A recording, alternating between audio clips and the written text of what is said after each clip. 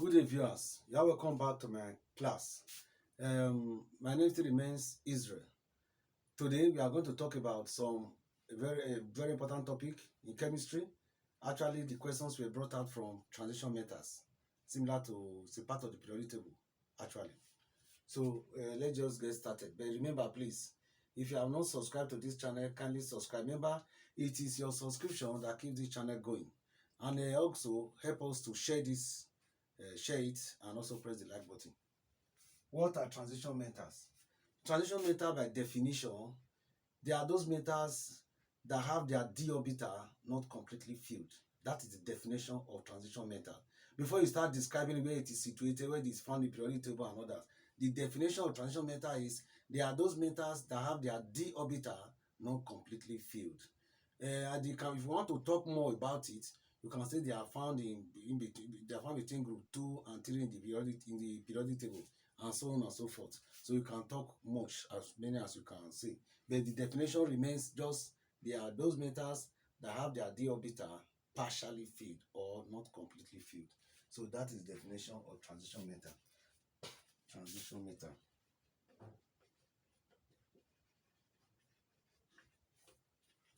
Then the second question: list the 10 elements that fall into the first transition series. You have the 10 elements. You have the first one, scandium, Sc. You have the second one, titanium,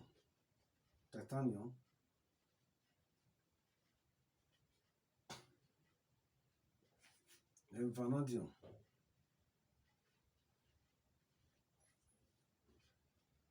chromium,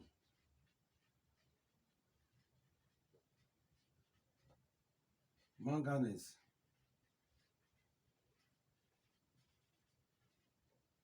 iron,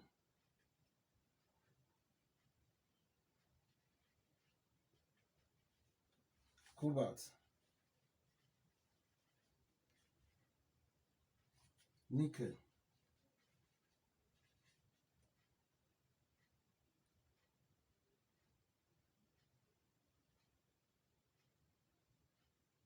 copper, then zinc. Let's see how it goes. 21, 22, 23, 24, 25, 26, 27, 28, 29, 30.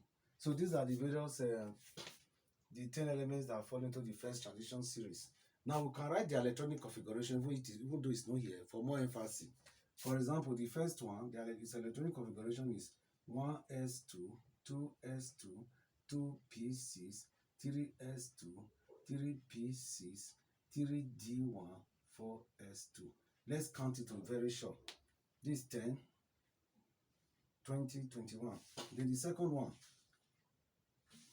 1s2, 2s2, 2p6, 3s2, 3p6, 3d2, 4s2.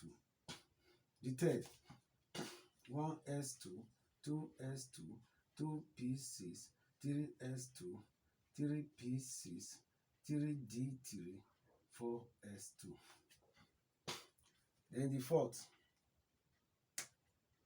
1s2, 2s2, 2p6, 3s2, 3p6, 3d4, 4s2. But because this one, there is unusual stability for anyone that have partially filled or completely filled. One electron will leave the 4s to make this 3d5, 4s1. Don't ever forget that. Chromium has 3d5 because of the stability that's conferred on these elements when they are evenly shared, partially filled, but completely shared, completely filled. What I'm trying to say is that you have d orbital in this form, 1, 2, 3, 4, 5. It's evenly distributed. You see it. So you now have the next one, 4s1. It has given one electron to it because of stability.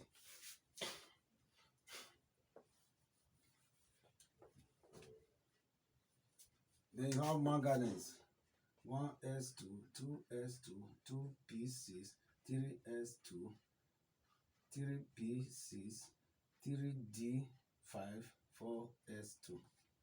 Iron, 1s2, 2s2, 2p6, 3s2, 3p6, 3d6, 4s2. Cobalt, 1s2, 2s2, 2p6, 3s2, 3p6, 3d7, 4s2. Nickel, 1s2, 2s2, 2p6, 3s2, 3p6, 3d8, 4s2. Copper, the same thing that happens to chromium also happens to copper. 1s2, 2s2, 2p6, 3s2, 3p6, 3d10, 4s1. It's supposed to be 3d9. Supposed to be 3d9, 4s2. But because when electrons are evenly distributed, when all of them are completely filled or partially filled, there is a form of stability when they are when they are evenly distributed, like having one spin, one throughout. No one has two. It's partially stable. It's a bit stable. So when they're having complete 2, it's very stable. And remember, all these elements you want to be stable. So that's why you now have 4s1. The one electron moves from this 4s orbital to 3d orbital, just like one moves here for partial stability here. This one is complete stability. This one is completely stable. That is that. Then for zinc, which is the last one, 1s2, 2s2, 2p6, 3s2, 3p6, 3d10, 4s2. So that is these are the electronic configuration in terms of SPDF for the transition elements. Then you have done this. Then the number 3, which Y is not which actually Y. Y is scandium, 3 ion, copper 1 ion, and zinc ion, not regarded as transition metal. Transition metal. Let's treat the first one first. You look at it. For copper 1, for scandium 3, scandium 3 ion means we already know it's a metal. It has given out 3 electrons. For example, you have sodium. Let's say you have sodium now. It's easy for you to know. 281. You give out this one electron, now becomes Na+. So the charge it carries for a metal shows the number of electrons it gave out. For no metal, shows the number of electrons it took. So this one has given out 3 electrons. It means it gave out these 4 electrons. These 2 electrons in 4s orbital also gave out this. So it has removed this one. So long as it has removed the d orbital, it means it doesn't have d orbital again. And the definition of transition metal means there are those elements whose d orbital is partially filled. It means they must have d orbital. It's different from the S and P orbital. S and P block elements, which have no d orbital at all. It's that d orbital that makes it transition, and it must be partially filled to belong to that group. So because the 3d and 3d1 and 4s2 have been removed, it's no more a transition metal. So that is why this one, scandium 3 ion, cannot be referred to as transition metal. Then we go to the second one, copper 1. If you look at this, you have copper, you have 4s1. It means it gave out the single electron from 4s. So it has given out this single electron. This one doesn't exist again. That's why you have copper 1, Cu+. It does not belong to transition metal because it defies the definition. Definition of transition metal means those elements or metals that have their d orbital partially filled, not completely filled. Remember, we have electronic configuration in this format. When you are filling elements using the SPDF notation, you have SPDF. This one is 2, 6, 10, 14. So if it is 2, it's completely filled. 6 completely filled for P. D completely filled. This one completely filled. And we are saying the transition metal have their d orbital not completely filled. Anyone that have it not completely filled automatically is a transition metal. But the one that have it completely filled is not. So copper has 3d10, which satisfies this of completely filled. Transition metals are metals that have their d orbital partially filled, whereas copper have 3d10. Therefore, copper 1 ion is not a transition metal. As if we are talking about copper 2 ion. That's why this copper 1 ion is colorless. Assuming you are talking about copper 2, it means it has lost one electron from the 3D10, making 3D9, which means it's partially filled. That is why copper is colored. Copper 2 ion is colored blue. So we have settled this. Copper 1 ion is not a transition metal because it has 3D10 orbital, which is completely filled, defining the definition of transition metal. Then the last one, zinc. If you can look at zinc, it has 3D10, 4s2. So even if you give out 2 electrons, zinc 2 ion, Zn2 plus, you still have, in fact, it says that normal zinc is not a transition metal.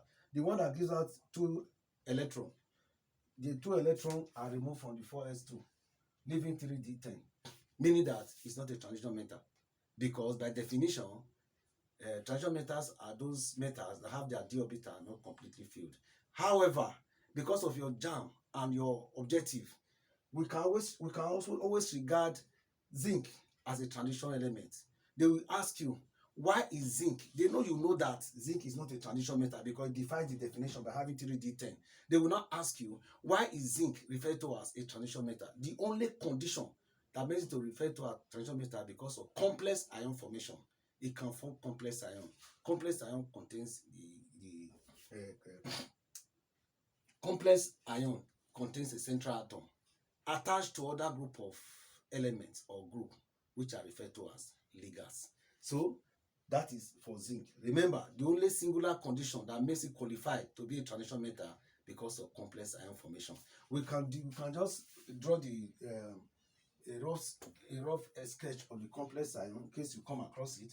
You have Zn attached to, can be attached to this, can be attached to this, can be attached to this. 2 minus, because you have 4 of this moving 2 charges from it. So when you write it like this, Zn OH 4. So this complex, this is central atom, this is central atom, and these ones are called ligands. So it's only complex ion formation that qualifies to be a transition metal. So that's all about the teaching.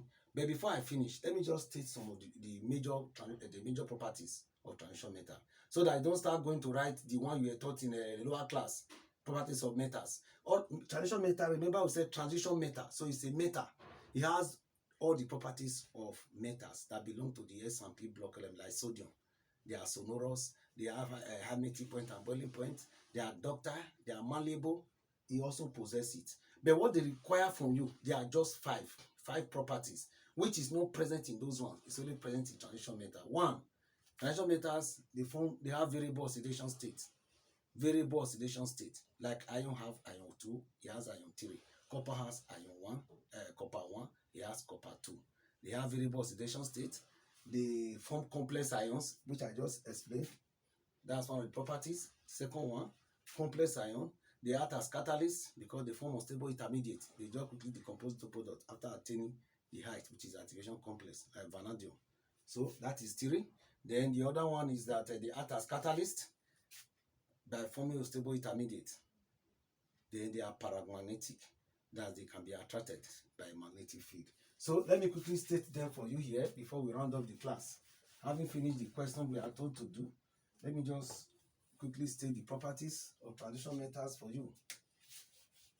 Properties. You have 1, they are paramagnetic.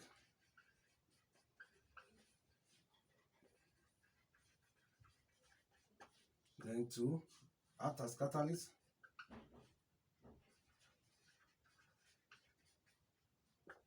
Then 3, form colored ions.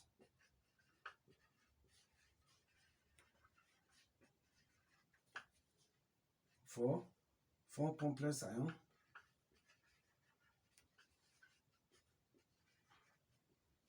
Then 5, paramagnetic catalyst form complex ion.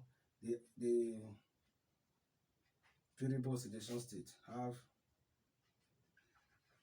variable oxidation state. I already explained it, but I can recap, go through it once more. Paramagnetic means they have unpaired electrons which are attracted to a magnetic field. When their electrons are paired, that is, they have up and down unpaired electrons. They are not just up. When they are up, they are magnetic. They cannot be attracted. Then they act as catalysts by forming unstable intermediate. That's catalyst. They form colored ions. Like ion 2 is green, ion 3 is brown. Copper 1 is colorless, copper 2 is blue, like that. They form complex ions, which I've already explained using zinc. You have variable oxidation state. You have ion 2, ion 3, copper 1, copper 2. God bless you for watching my video. Please kindly share. Thank you.